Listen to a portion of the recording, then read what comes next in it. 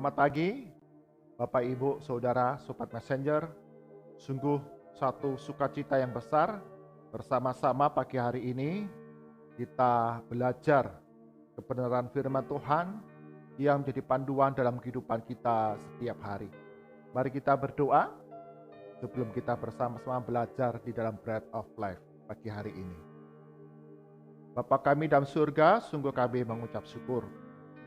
Sungguh Engkau Allah yang setia, yang tidak pernah mengabaikan kami, tidak pernah meninggalkan kami, bahkan anugerah Tuhan selalu menyertai langkah hidup kami. Pagi hari ini Engkau bangunkan kami dengan semangat yang baru, kesehatan, kekuatan yang baru, untuk kami dapat menikmati anugerah Tuhan, bahkan bekerja, berusaha dengan pertolongan daripada Tuhan. Berkati saudara-saudara, Sobat Messenger, di dalam kami belajar kebenaran firman Tuhan. Engkau yang memberikan pertolongan kepada kami semua untuk menjadi pelaku firman Tuhan yang setia. Di dalam nama Tuhan Yesus kami berdoa. Amin.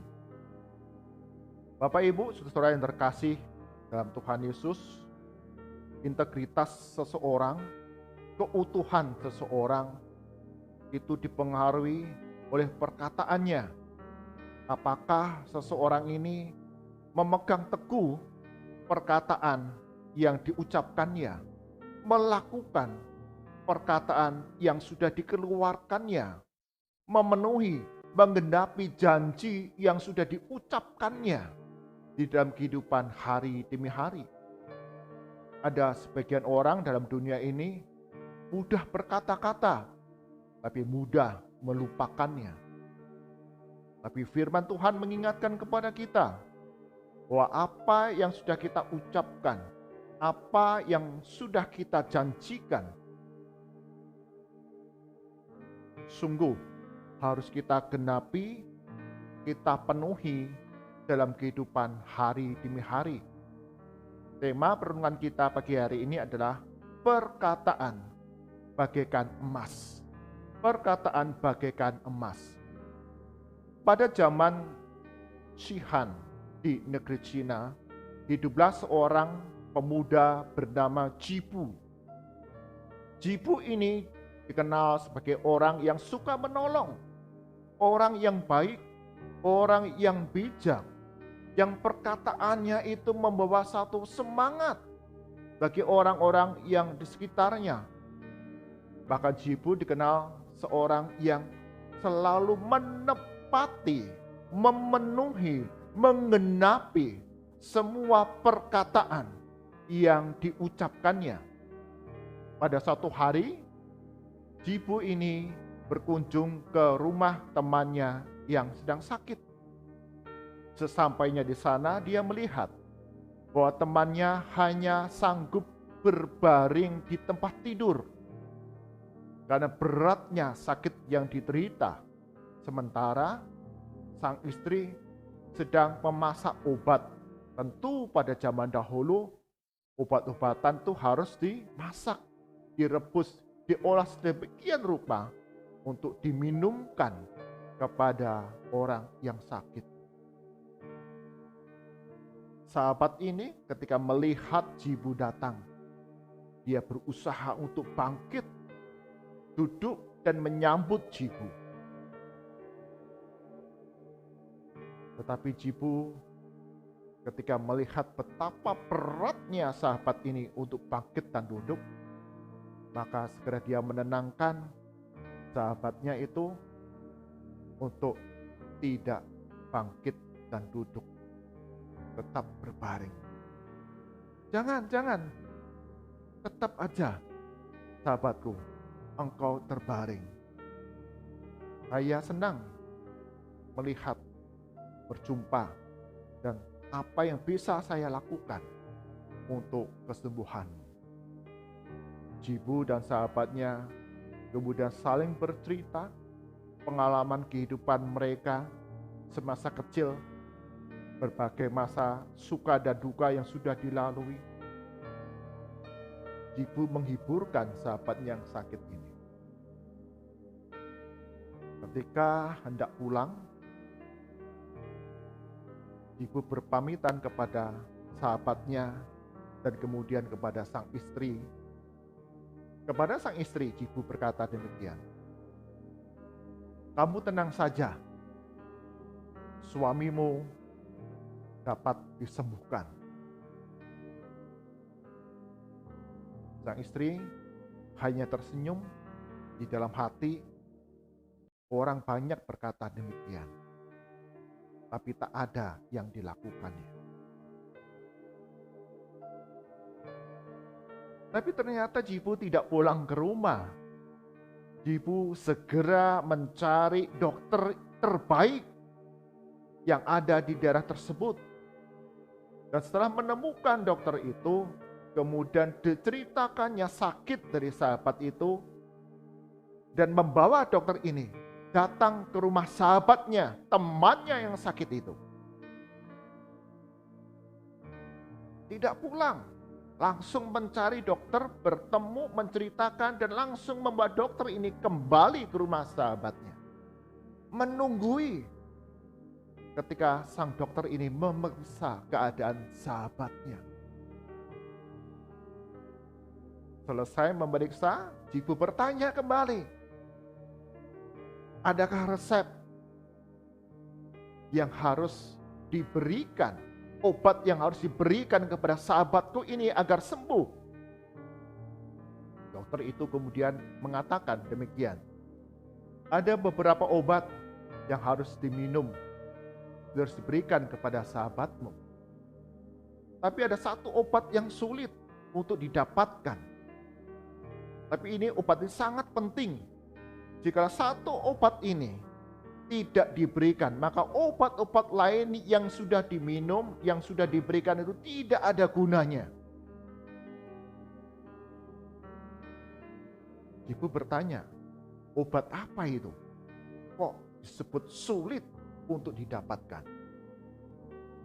Dokter itu mengatakan, obat ini obat yang harus didapatkan dari tanduk kambing hutan. Dan kambing hutan yang disebut itu hanya ada di sebuah lereng gunung yang curam, yang terjal, yang dalam, dan tidak mudah untuk didapatkan. Apalagi kemudian dokter mengatakan, jikalau dalam 4 hari engkau tidak mendapatkan tanduk kambing hutan itu, maka nyawa sahabatmu terancam.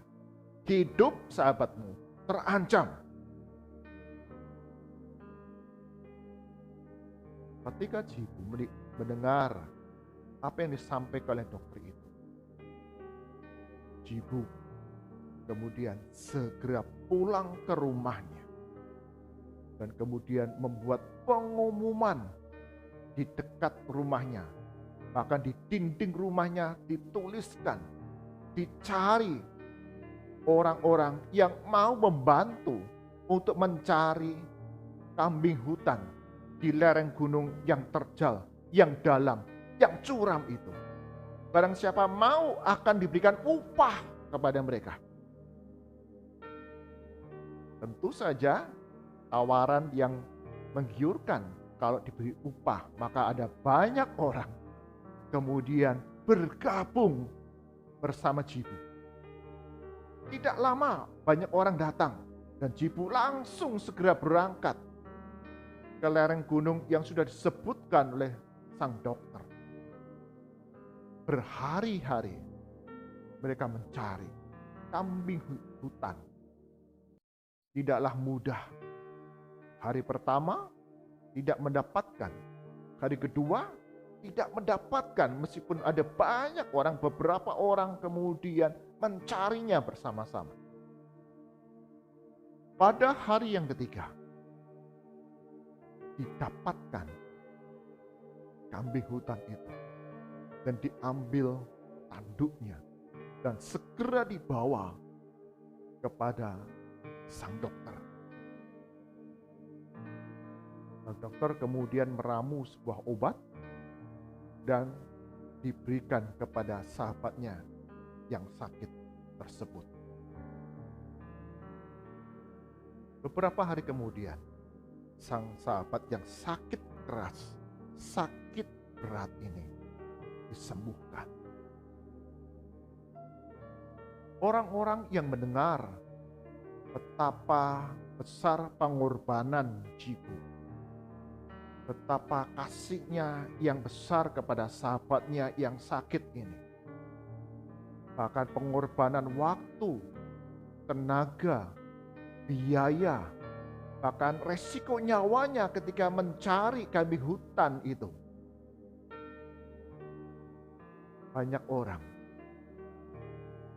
memuji kebaikan Jibu, seorang yang punya perkataan melebihi emas, karena apapun yang diucapkan oleh Jibu, dia memperjuangkan sedemikian rupa dengan pengorbanan agar apa yang diucapkannya itu dapat digenapi.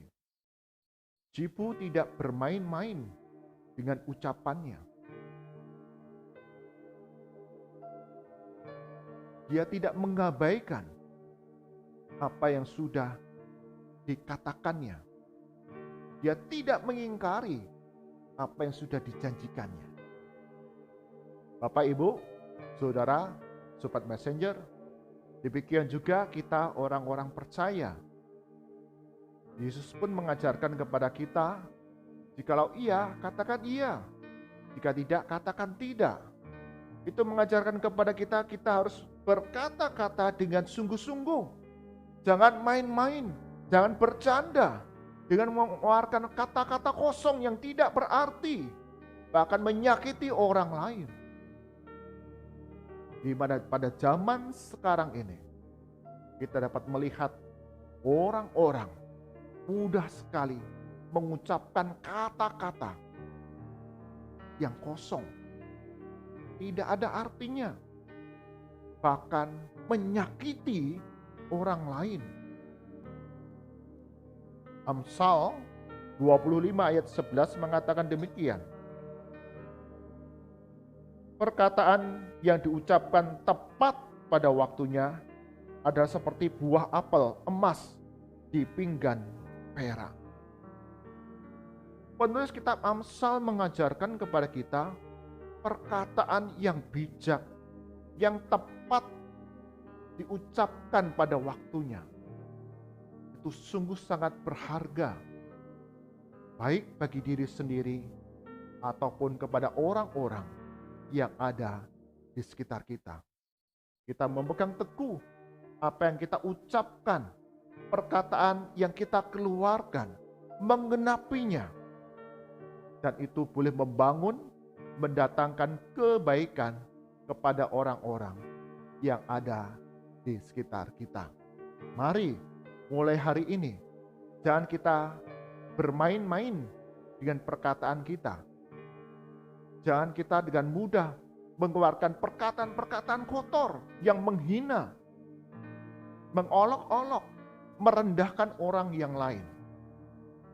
Tapi keluarkanlah segala yang manis, yang baik, yang sempurna, yang memberikan kesempatan, semangat yang baru kepada orang-orang yang ada di sekitar kita. Dan apapun yang kita ucapkan, kita mau memenuhinya dengan sepenuh hati kita. Dan kita percaya Tuhan Yesus akan menolong kita, memampukan kita untuk menggenapi semua perkataan kita, bahkan janji-janji kita yang sesuai dengan kehendak dan rancangan Tuhan. Perkataan bagaikan emas, sangat berharga, yang mendatangkan kebaikan bagi banyak orang. Karena itu, berhati-hatilah di dalam perkataan kita. Tuhan Yesus berkati kita semua. Mari kita berdoa. Tuhan Yesus, sungguh kami disadarkan acap kali kami sembrono, tidak sungguh-sungguh dalam berkata-kata, dalam mengeluarkan ucapan-ucapan yang mungkin juga mendatangkan kesedihan, luka hati kepada orang yang ada di sekitar kami. Ampuni ya Tuhan, kami belajar hari ini bahwa perkataan bagaikan emas yang mendatangkan kebaikan kepada orang-orang yang ada di sekitar kami. Ajar kami ya Tuhan, memperhatikan apa yang kami ucapkan, menggenapinya, memenuhinya dengan pertolongan daripada Yesus Kristus, agar hidup kami jadi berkat bagi kemuliaan nama Tuhan.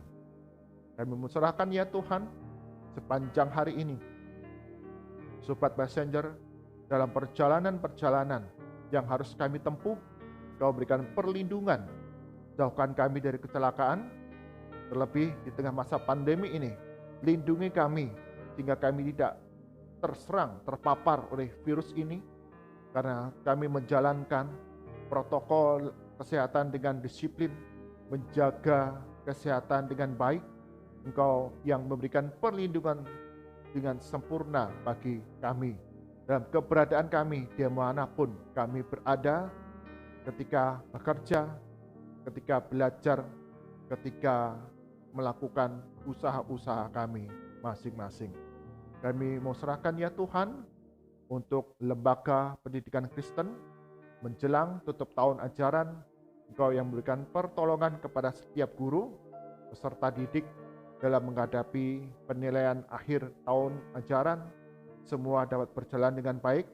Setiap anak-anak mempersiapkan diri dan mengerjakannya dengan penuh tanggung jawab, dan Tuhan memberikan nilai sesuai sepantas apa yang sudah diperjuangkan, diusahakan oleh setiap anak-anak. Berkati para guru, bukan saja ilmu, pengetahuan, intelektual yang kami bagikan, tetapi sungguh iman kepada Yesus Kristus, pengenalan kepada Yesus Kristus yang semakin dalam, bahkan pembentukan karakter. Meski pendidikan dilaksanakan secara online, tapi sungguh kasih karunia Yesus Kristus memberikan semua pertolongan dapat berjalan dengan baik, dengan lancar, hingga saatnya nanti dapat memperoleh hasil nilai yang memuaskan, yang menjadi kebanggaan bagi orang tua, bagi sekolah.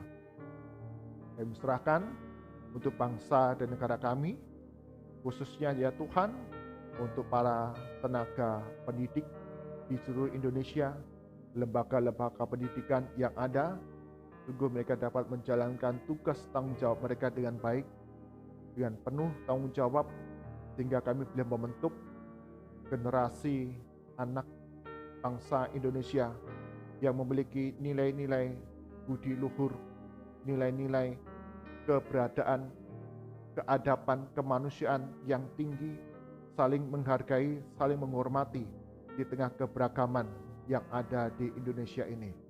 Sehingga kehidupan masyarakat Indonesia makin hari ada kedamaian, ada kerukunan, ada kesejahteraan. Berkati untuk setiap mereka yang terlibat dalam lembaga pendidikan ini, baik orang tua, guru, kepala sekolah, bahkan instansi yang terkait, senantiasa Tuhan akan campur tangan. Semua ini demi membentuk manusia Indonesia yang seutuhnya memiliki budi yang luhur. Mari angkat tangan kita, arahkan hati kita kepada Tuhan dan terima berkat daripadanya. Kasih karunia dan damai sejahtera dari Tuhan kita Yesus Kristus, pemeliharaan yang sempurna dari Allah Bapa, serta persekutuan, penghiburan, kekuatan dari Roh Kudus senantiasa menyertai kehidupan kita hari demi hari. Apa yang kita ucapkan, perkataan yang kita keluarkan, mendatangkan kebaikan bagi orang-orang yang ada sekitar kita, karena berkat Tuhan menyertai langkah kehidupan kita dari sekarang sampai selama-lamanya. Amin. Bapak, Ibu, saudara-saudara yang terkasih dalam Tuhan Yesus, Gunakanlah perkataan yang baik, yang manis, yang membangun setiap orang-orang yang ada di sekitar kehidupan kita. Itulah perkataan yang bernilai, dan kita percaya Tuhan Yesus memampukan kita menggenapi, memenuhi perkataan-perkataan bijak yang kita keluarkan.